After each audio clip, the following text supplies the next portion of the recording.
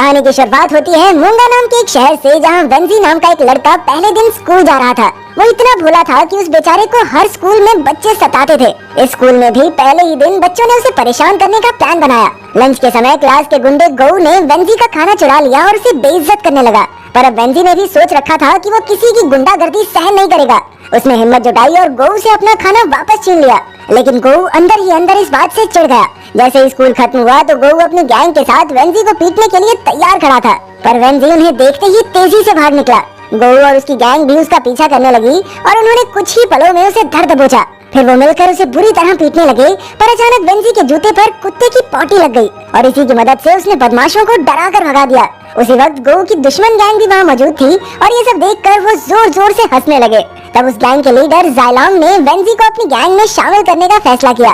फिर अगले दिन जब वेंजी स्कूल पहुंचा तो जायलोंग और उसके दोस्तों ने उसे अपनी गैंग में शामिल होने का ऑफर दिया। वेंजी को समझ आ गया था कि अगर उसे वहाँ जिंदा रहना है तो उसे ताकतवर लोगों का सहारा लेना होगा, इसलिए उसने जायलोंग से हाथ मिला लिया। अब जायलोंग ने उसे गऊ से कल की बेइज्जती का बदला लेने को कहा, लेकिन वेंजी में अब भी इतनी हिम्मत नहीं थी। पर तब ही शैंग नाम के एक लड़के ने उसमें जोश भरा और आखिरकार वेंजी गऊ की गैंग पर टूट पड़ा। अब वो जायलोंग की गैंग का पक्का मेंबर बन गया था और अब वो अक्सर स्कूल छोड़कर बाकी गैंग से लड़ने लगा। जायलोंग की गैंग के गुंडे ही अब उसके दोस्त बन चुके थे। जायलोंग मूंगा शहर के नामी गुंडे गेटा का बेटा था। इसके अलावा गैंग में ही शैंग, आपो और बाई हो भी थे। कुछ ही हफ्तों में वेंजी भी इनकी तरह पूरा गुंडा बन गया और उसकी इन हरकतों की वजह से स्कूल ने उसकी माँ को शिकायतों का एक खत भेजा। इससे उसकी माँ काफी परेशान हो गई, लेकिन वेंजी पर कोई फर्क नहीं पड़ा और वो अपने दोस्तों के साथ अपना जन्मदिन मनाने निकल गया। उन्होंने जमकर पार्टी की और फिर एक मंदिर में जाकर हमेशा एक दूसरे का साथ देने की कस्में खाई। उन्होंने वादा किया कि वो हमेशा एक दूसरे का साथ देंगे और अगर किसी ने भी ग्रुप को धोखा दिया तो वो सब मिलकर उसे मार डालेंगे। इसके बाद जायलोंग ने सबको अपने घर खाने का न्योता दिया। तब वेंजी जब पहली बार जायलोंग के पिता गेटा से मिला तो वो काफी हैरान हो गया, क्योंकि गेटा किसी आम गैंगस्टर की तरह डरावना नहीं था, बल्कि वो तो एक बहुत ही हंसमुख सा इंसान था। लेकिन जल्द ही असलियत वेंजी के सामने आई जब उसने देखा कि गेटा अपने दुश्मनों की कटी हुई उंगलियां देखकर खुश हो रहा था। फिर कुछ दिन बाद जायलोंग अपनी गर्लफ्रेंड सिमी से मिलने गया तो उसके दोस्त भी उसके साथ आ गए, लेकिन जायलोंग सिमी से बात करने की बजाय अपने दोस्तों के साथ ही रहा, इसलिए वो गुस्सा होकर वहाँ से चली गई। उसी वक्त गऊ भी आसपास ही था और जब उसने सिमी को गुस्से में जाते हुए देखा तो उसे बदला लेने का मौका मिल गया, इसलिए वो सिमी के पीछे गया और कहा कि वो जायलोंग का दोस्त है। फिर वो सिमी को एक सुनसान जगह पर ले गया और उसके साथ जबरदस्ती की। अगले दिन जब जायलोंग को इसकी खबर मिली तो वो गुस्से में जल उठा। जैसे ही रात हुई तो उसने अपनी गैंग के साथ मिलकर गऊ को घेर लिया और अपने अड्डे पर ले आया। जायलोंग ने बड़ी बेरहमी से गऊ की आंखें, नाक और मुंह ग्लू से बंद कर दिए। ये देखकर तो वेंजी की भी आत्मा कांप गई। नाक और मुंह बंद होने की वजह से गऊ सांस भी नहीं ले पाया और वहीं तड़प तड़प कर मर गया। जब गेटा को इसकी खबर मिली तो उसे बहुत गुस्सा आया, क्योंकि इतनी सी बात पर किसी की जान लेना उसे ठीक नहीं लगा, इसलिए उसने उन सबको गऊ की हत्या करने के लिए सजा दी। पर ये काफी नहीं था, इसलिए गेटा ने उन पांचों को पहाड़ों पर मार्शल आर्ट्स की ट्रेनिंग के लिए भेजने का फैसला किया। वहाँ उन्हें प्राचीन मार्शल आर्ट्स के मुताबिक कड़ी ट्रेनिंग करनी होगी। ये सब इसलिए था ताकि वो समझदार बने और अगर कोई उन पर हमला करे तो वो अपनी रक्षा कर सके। कई हफ्तों बाद जब उनकी ट्रेनिंग खत्म हुई तो गेटा उन्हें वापस ले आया और उनके आने की खुशी में उसने एक पार्टी रखी। तब वेंजी ने गेटा की इंसानियत देखी। उसने अपने असली पिता को तो कभी नहीं देखा था, लेकिन अब उसे गेटा में ही अपने पिता की झलक दिखाई देने लगी। इस पार्टी में गेटा ने मसा नाम के एक आदमी को भी बुलाया था, जो पहले उसका जानी दुश्मन हुआ करता था, लेकिन अब वो हाथ मिलाकर एक हो गए थे। असल में वो दोनों ही मूंगा शहर से बाहर के लोगों के साथ धंधा नहीं करना चाहते थे, इसलिए उन्होंने मिलकर काम करना शुरू किया। लेकिन मसा का एक आदमी बून क्यांग इस पार्टी में दूसरे शहर के गैंगस्टर हुई लैंग को ले आया था। हुई लैंग ने मसा और गेटा को अपने साथ धंधा करने का ऑफर दिया ताकि वो और पैसे कमा सकें। लेकिन गेटा और मसा मूंगा शहर में ही खुश थे और ना ही वो बाहर के लोगों से वास्ता रखना चाहते थे। ये सब सुनकर हुई लैंग अंदर से जल उठा और उसने गेटा और मसा को मार डालने का प्लान बनाया। जब उसने बून क्यांग को इसके बारे में बताया तो वो भी हुई लैंग के साथ मिल गया, क्योंकि वो मसा को मारकर उसके धंधे पर कब्जा करना चाहता था। अब इस प्लान को अंजाम देने के लिए बून क्यांग ने ही शैंग से बात की और उसे गेटा को मारने को कहा। ही शैंग ऐसा हरगिज नहीं करना चाहता था, लेकिन उस पर बून क्यांग के कुछ एहसान थे। बून क्यांग ने कई साल पहले उसकी जान बचाई थी, इसलिए अब वो उसकी बात टाल नहीं सका। और तो और ही शैंग का भी यही मानना था कि गेटा और मसा बंदूकों का इस्तेमाल किए बिना आज भी तलवारों से लड़ रहे हैं, जिससे मूंगा शहर का अंडरवर्ल्ड आगे नहीं बढ़ पा रहा। खैर अब बून क्यांग ने ही शैंग को अपने प्लान में शामिल कर लिया था और फिर एक दिन उसने खुद मसा को मार डाला। जब गेटा को इसकी खबर मिली तो उसे काफी गहरा धक्का लगा और बून क्यांग ने इस मौके का फायदा उठाकर कहा कि मसा को किसी बाहर की गैंग ने मरवाया है अब उसने मसा के कातिलों को पकड़ने के लिए गेटा की मदद मांगी। तो रात को जब गेटा मंदिर में था तो बूनक्यांग ने अफवाह फैला दी कि मसा के कातिलों का पता चल गया है। ये सुनकर गेटा ने उन्हें पकड़ने के लिए अपने सभी आदमी भेज दिए। बूनक्यांग को बस इसी का इंतजार था।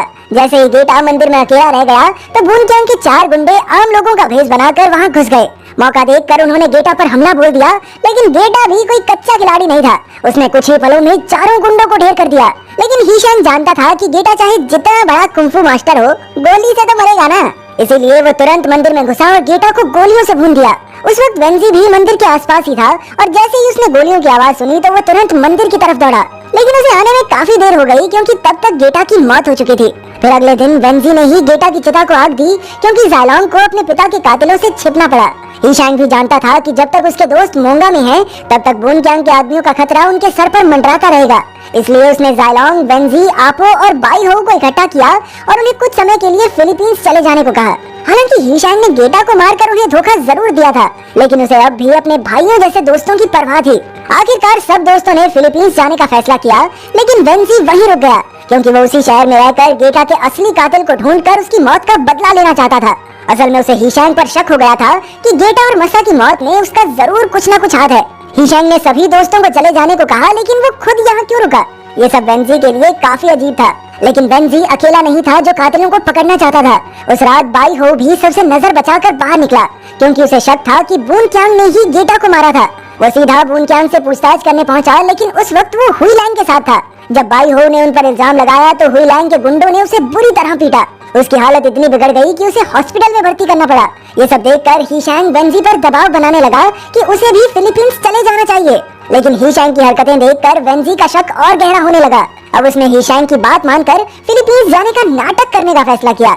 इसके बाद वेंजी हुईलैंग से मिला जो असल में उसकी माँ का पुराना बॉयफ्रेंड निकला। वेंजी जानता था कि गेटा के कातिलों से बदला लेने में उसकी खुद की जान भी जा सकती थी, इसलिए उसने हुईलैंग से अपनी माँ का ख्याल रखने को कहा। हुईलैंग ने उसे रोकने की बहुत कोशिश की, लेकिन वेंजी नहीं माना और वहाँ से चला गया। फिर रात को हुईलैंग वेंजी के घर उसकी माँ से मिलने गया और तब जाकर ये खुलासा हुआ कि असल में हुईलैंग सिर्फ उसकी माँ का एक्स बॉयफ्रेंड नहीं, बल्कि वेंजी का असली पिता भी है। वेंजी की माँ ने आज तक ये सच हुईलैंग और वेंजी दोनों से छिपा कर रखा था। जब हुईलैंग को पता चला कि वेंजी उसका अपना खून है और वो बदला लेने के लिए मरने मारने को तैयार है, तो वो तुरंत अपने बेटे को ढूंढने निकल पड़ा। उधर वेंजी अपने दोस्तों के साथ मंदिर में था जहाँ वो सब फिलीपींस जाने से पहले प्रार्थना करने आए थे।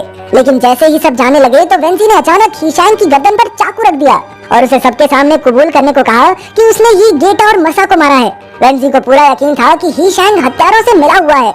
असल में वो पिछले कई दिन से हीशांग का पीछा करके उसके एक एक कदम पर नजर रखे हुए था। उसने देखा था कि हीशांग बूनक्यांग और हुईलैंग से इस तरह मिलता था मानो वो पार्टनर्स हों। आखिरकार हीशांग ने कबूल कर ही लिया कि उसने ही गेटा को मारा था, लेकिन उसने कहा कि ये सब उसने मोंगा शहर के भले के लिए किया। लेकिन इससे पहले कि कुछ और बात हो पाती, बूनक्यांग और उसके आदमियों ने मंदिर में घुसकर उन पर हमला बोल दिया। अब वेंजी, ज़ायलोंग और आपो हीशांग को छोड़कर बूनक्यांग और उसके आदमियों से निपटने में जुट गए। उन सबको लड़ते देखकर हीशांग वहीं जमा रह गया। उसे समझ नहीं आ रहा था कि उसे अपने दोस्तों की मदद करनी चाहिए या बूनक्यांग की। पर जब उसने देखा कि उसके दोस्त पूरी जी जान से सच के लिए लड़ रहे थे, तो उसमें भी जोश भर गया और उसने ज़ायलोंग की मदद करने का फैसला किया। अपने चाकू के एक ही वार से उसने बूनक्यांग का कान काट डाला। तभी अचानक आसपास पुलिस के सायरन्स की आवाज आने लगी और हीशांग ने सोचा कि यही भागने का अच्छा मौका है, क्योंकि अगर वो वेंजी के हाथ आ गया तो वेंजी उसे छोड़ेगा नहीं। अब हीशांग तुरंत वहाँ से भाग निकला, लेकिन जब वेंजी ने उसे भागते हुए देखा तो वो भी उसके पीछे दौड़ने लगा। वेंजी के सर पर खून सवार था और उसने सोच लिया था कि इसकी तो आज गेम बिठा के रहूंगा। लेकिन हीशांग जैसे तैसे उसकी आंखों से ओझल हो गया और उसने अपने अड्डे पर जाकर एक बंदूक उठाई। अब वो सीधा वेंजी का मुकाबला करने पहुंचा और उसने कई गोलियां चलाकर वेंजी को घायल कर दिया। फिर हीशांग वेंजी को ही सबका जिम्मेदार ठहराने लगा। उसने कहा कि अगर वेंजी चुपचाप फिलीपींस चला जाता तो ऐसा कुछ होता ही ना। अब वेंजी को एहसास हो गया कि वो जल्द ही मरने वाला है, इसलिए उसने अपनी दोस्ती के नाम पर हीशांग को एक आखिरी बार गले लगने को कहा। आखिरकार हीशांग की भी आंखें भर आई और वो वेंजी के गले लग गया। लेकिन ये सब तो एक जाल था। जैसे ही हीशांग उसके गले लगा तो वेंजी ने अचानक उसकी पीठ में चाकू घोंप दिया। अब गुस्से में हीशांग ने फिर से वेंजी पर गोली चला दी और कहा कि वो गेटा इतना अच्छा भी इंसान नहीं था, उसके चक्कर में अपने दोस्त को मारना चाहता तू। असल में हीशांग के पिता और गेटा काफी अच्छे दोस्त हुआ करते थे, लेकिन बाद में गेटा ने उसके पिता की बाजू काट डाली और इसके लिए हीशांग ने गेटा को कभी माफ नहीं किया। पर तभी अचानक पीछे से ज़ायलोंग ने आकर हीशांग की पीठ पर इतने वार किए कि वो वहीं जमीन पर ढेर हो गया। हीशांग ने अपने भाइयों जैसे दोस्तों को धोखा देकर अपने किए वादे को तोड़ा था और अब वादे के नियमों के मुताबिक उसके दोस्तों ने ही उसे मार डाला। अगर वीडियो पसंद आई तो लाइक कर देना, चैनल को सब्सक्राइब कर देना। मिलते हैं अगली